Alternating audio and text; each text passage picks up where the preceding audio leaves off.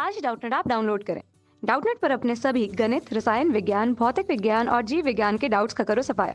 बस प्रश्न की फोटो खींचो, एक ही प्रश्न को क्रॉप करो और तुरंत वीडियो सोल्यूशन पाओ। अभी डाउनलोड करें। नमस्कार दोस्तों, आज का प्रश्न है परिपक्व बीजांड की अनुदैर्घ्य काट पर टिप्पणी लिखिए। तो आइए इसे उत्तर की सहायता से समझ लेते हैं। उत्तर: बीजांड को गुरु बीजाणु धानी भी कहते हैं। ऐसा क्यों कहते हैं? क्योंकि गुरु बीजाणु धानी यानी बीजांड में मादा युग्मक एवं गुरु बीजाणु स्थित होते हैं। गुरु बीजाणु स्थित होते हैं। बीजांड के अंडाशय की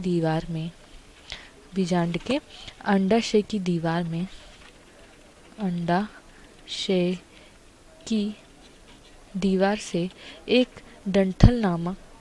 डंठल की तरह संरचना जुड़ी होती है, जिसे कहते हैं बीजांड व्रंत। जैसे कि आप इस चित्र में देख पा रहे होंगे, इस भाग को बोलते हैं बीजांड व्रंत। यह जो डंठल नामक संरचना है, इसको कहते हैं बीजांड व्रंत।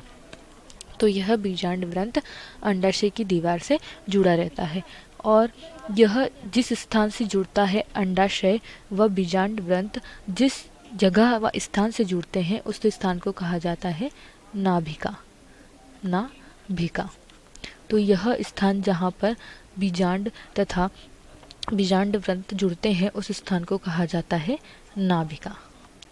बीजांड के मुख्य भाग को कहा जाता है बीजांड काय। तो आइए चित्र में देखते हैं बीजांड काय कहाँ है। यह है बीजांड का मुख्य भाग, इसको कहा जाता है बीजांड काय। बीजांड काय एक द्विस्तरीय झिल्ली द्वारा घिरा होता है। द्विस्तरीय झिल्ली द्वारा घिरा होती है तथा उसका कुछ भाग शेष रह जाता है, यानी छूटा हुआ रह जाता है। उस भाग को कहते हैं बीजांड द्वार।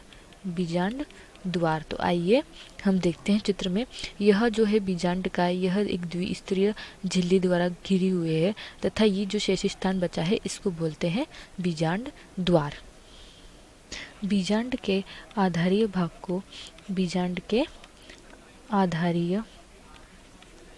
को कहा जाता है निभाग। तो आइए हम देखते हैं इस चित्र में। यह है बीजांड का आधारीय भाग और यह भाग कहलाता है निभाग। बीजांड द्वार के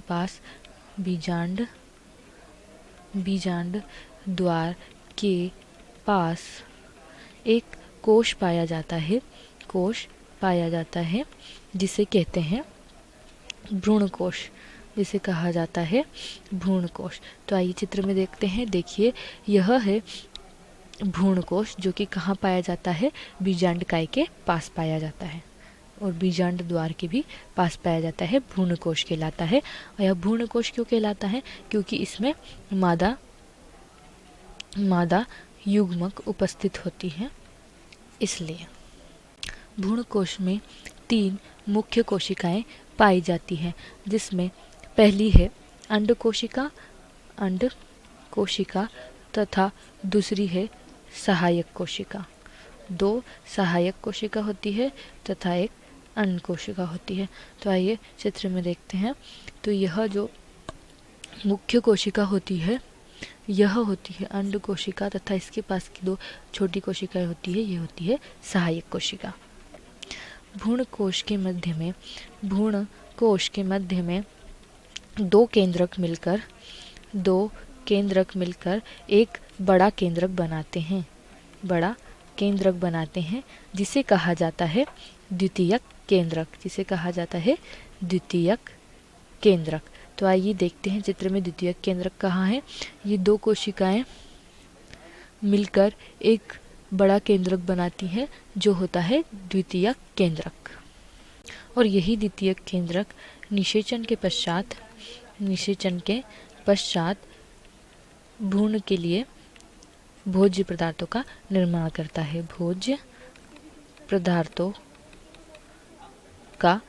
करता है। निषेचन के पश्चात अंडाणु, भ्रूण, बीजांड, बीज एवं अंडाशय मिलकर फल का निर्माण करते हैं। फल का निर्माण करते हैं। तो यही हमारे प्रश्न का उत्तर समाप्त होता है। आशा करती हूँ आपको यह प्रश्न समझ आया हो। इस वीडियो को देखने के लिए धन्यवाद। कक्षा 6वीं से 12वीं से लेकर नीट, IIT, JEE वो एडवांस के लेवल तक 1 करोड़ से ज्यादा छात्रों का भरोसा। आज ही डाउनलोड करें डाउटनेट ऐप या व्हाट्सएप करें अपने सारे डाउट्स 8400 400 400 पर।